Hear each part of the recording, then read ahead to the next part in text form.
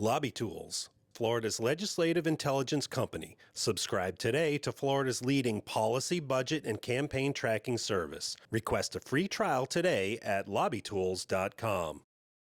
In a strongly worded memo, Governor Ron DeSantis ordered his Inspector General to look into the spending practices of the Florida Coalition Against Domestic Violence. Compensation, their spending, look at whether or not there's been any reasonable grounds to determine whether a crime has occurred.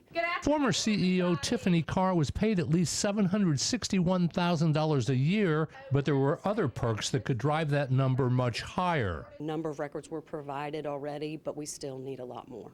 Under an unusual state law, the Department of Children and Families is required to send all domestic violence funding, $45 million a year, through the coalition. It puts the department in a very difficult position. We spoke with DCF Secretary Chad Popple as he left the governor's office. A vendor can basically tell us they're not going to agree to our terms, and we have to give them the money anyway. State Senator Aaron Bean is moving legislation to give DCF control of the funding. My immediate priority is to pass this bill. The House took the rare step of subpoenaing more records and all of the coalition's board members. Well, we need to get to the truth, right? For 20 months, we've been stonewalled, not been given any information.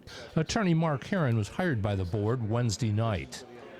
Interface with the committee as well as to do a independent internal investigation as to what went on. Local shelters say they depend on monthly checks from the coalition to keep running, and they say any delay in those checks could result in fewer victims being helped. Reporting from the state capitol, I'm Mike Vassalinda.